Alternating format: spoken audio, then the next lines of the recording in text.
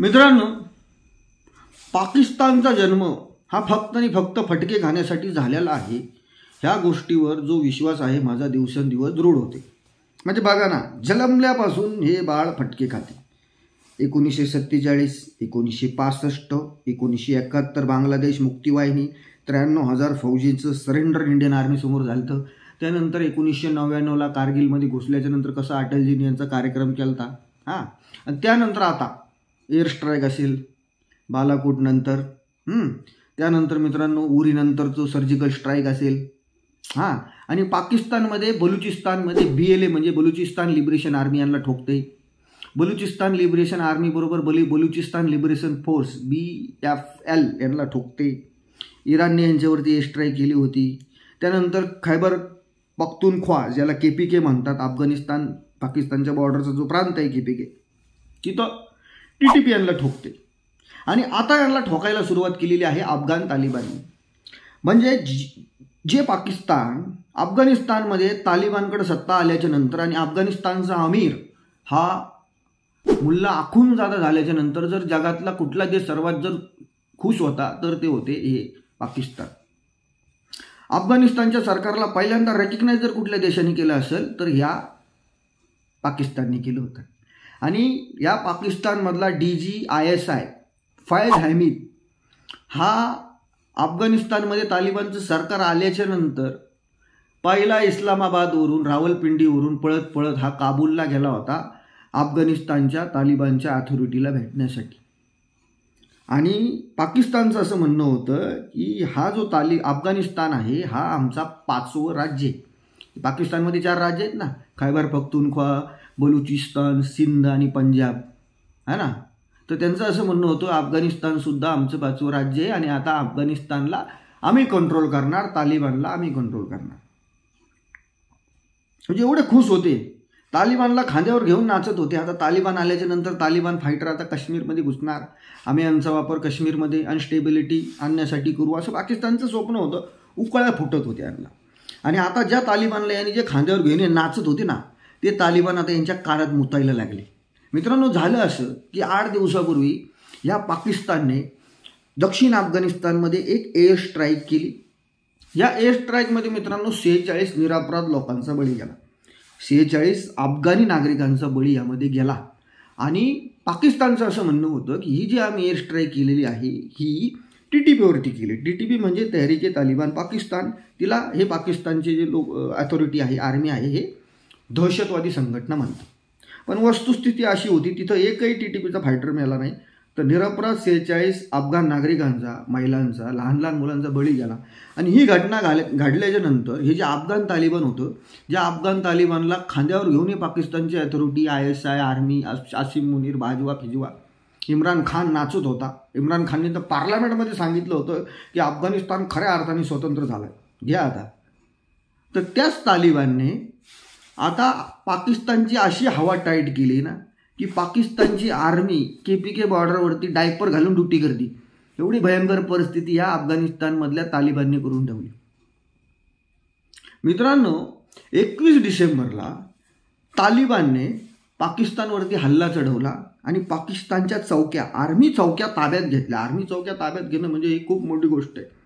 Army चौक्या ताब्यात घेतल्या आणि 16 पाकिस्तानी सैनिकांचा खात्मा अफगाणिस्तान तालिबानने केला. अफगाण तालिबान आणि TTP हे 2 वेगळे विषय, त्यामुळं मी अफगाण तालिबान म्हणते.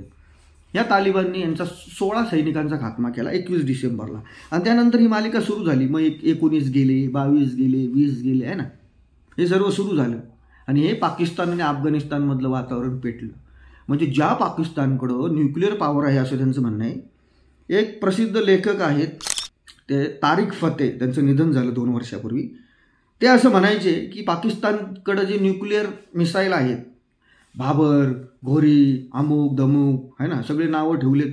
भाबर, घोरी, अमुक धमुक ह्या सर्व जे मिसाईल आहेत ना, यामध्ये फालुदा आहे असं तारिक फतेह म्हणायचे. ज्या पाकिस्तानकडं न्यूक्लिअर पॉवर जे पाकिस्तान आहे, जे पाकिस्तान न्यूक्लिअर बॉम्बचा धोस संपूर्ण जगाला दाखवत असतं, त्याची अफगाणिस्तानमधल्या तालिबानने भाडून ठेवली. पाकिस्तानी सैनिक अफगाणिस्तान आणि पाकिस्तानच्या बॉर्डरवरती, KPK बॉर्डरवरती, डुरंड लाईनवरती ड्युटी करायला तयार नाही. अफगाणिस्तानमधलं तालिबान आणि पाकिस्तानचं वातावरण टाईट असताना दुसरीकडे पाकिस्तानने आपल्या पायावरती आणखी धोंडा मारून घेतलाय आणि तालिबानला अजून त्यांनी चिडायला लावले.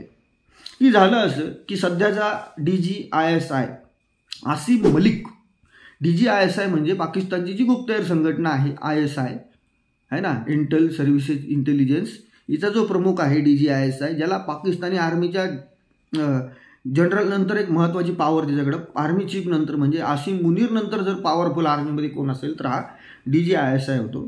याच्या आधी नदीम अंजुम होता, त्यानंतर फैज हमीद होता आणि आता ह्याला आसिम मलिकला DGISI केला आहे. हा जो आसिम मलिक आहे हा गेला तजाकिस्तानमध्ये. आपण म्हणतो ना धोंडा पायावरती कसा मारून घ्यायचा ते यांच्याकडून शिकायला पाहिजे. म्हणजे जिओ पॉलिटिक्समधली मास्टरी कशी ना यांच्याकडून शिकायला पाहिजे. मित्रांनो, हा आसिम मलिक गेला तजाकिस्तानमध्ये, तजाकिस्तानच्या राष्ट्रपतींना भेटला आणि तिकडं असं म्हणला की जे वखान कॉरिडॉर आहे, वखान कॉरिडॉर जे आहे पाकिस्तान आणि अफगाणिस्तानमधलं ते वखान कॉरिडॉर आहे, की हे वखान कॉरिडॉर आपण आपल्या ताब्यात घेऊ जेणेकरून आपलं सेंट्रल एशियामध्ये ट्रेड करायला आपल्याला सोपं जाईल. कोणाला म्हणता येईल? तजाकिस्तानला.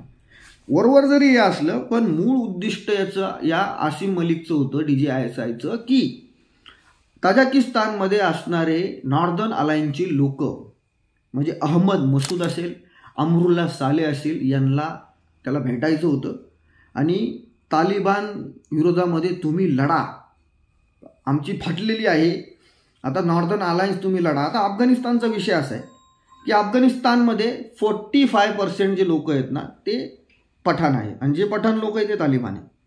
पण त्याचबरोबर अफगाणिस्तानमध्ये ताजिक लोक राहतात, कझाकिस्तानमधल्या ॲथनिसिटीचे लोक राहतात, म्हणजे वेगवेगळ्या ॲथनिसिटीचे लोक राहतात आणि ह्याच ताजिक लोकांची एक संघटना म्हणजे नॉर्दर्न अलायन्स आणि याचे जे नेते आहेत ते आहेत अहमद मसूद.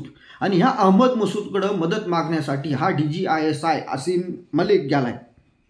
आणि याही पुढे जाऊन तुम्हाला सांगतो, हा जो अहमद मसूद आहे याचे वडील अहमद शाह मसूद, ज्याला पंचशीरचा वाघ म्हणायचे, पंचशीरचा टायगर अहमद मसूद, तालिबानला खऱ्या अर्थानं जर अफगाणिस्तानमध्ये टक्कर कोणी दिली असेल तर ते एकट्या माणसाने दिली होती. आणि या अहमद शाह मसूदला या पाकिस्तानने अल कायदाच्या मदतीने मारले. म्हणजे या अहमद मसूदच्या बापाला या पाकिस्तानच्या ISIने मारले, त्याच्याकडे गेले परत मदत मागायला. आणि तो कसं काय मदत करीन यांची? हां, म्हणजे ज्या बापाला मारले त्यालाच म्हणतात आम्हाला या तालिबानपासून वाचवा. म्हणजे अत्यंत भयंकर परिस्थिती अफगाणिस्तानमध्ये आहे. म्हणजे 2024ला या जगामध्ये जी युद्धाची मालिका सुरू होती ते पुढं आता थांबायला मागत नाही आणि आता हे युद्ध आपल्या आता बॅकयार्डमध्ये सुरू झाले. म्हणजे हिलरी क्लिंटन म्हणली होती की साप तुम्ही तुमच्या बॅकयार्डमध्ये पाळू नका, ती तुम्हाला चावतील.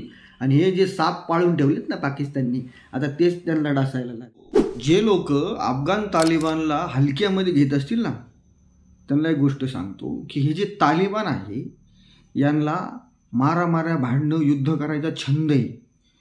म्हणजे 2-3 जण ठोकल्याशिवाय यांच्या दिवसाची सुरुवातच होत नाही आहे. हे पिढ्यानपिढ्या वर्षानुवर्ष हेच करत आलेत हे अफगाण तालिबान. आणि ह्या अफगाण तालिबाननी रशियाला पळून लावले अफगाणिस्तानमध्ये. या अफगाण तालिबाननी अमेरिकेला पळून लावले अफगाणिस्तानमधून. त्यामुळं हे जे पाकिस्तान आहे जे नॉर्दर्न अलायन्सकडे जाते, तजाकिस्तानमध्ये जाते, आहे का नाही, हा वखान कॉरिडॉर ताब्यात घेण्याची भाषा करते, तर हे पाकिस्तान तालिबानच्या कुठंच लागत नाही.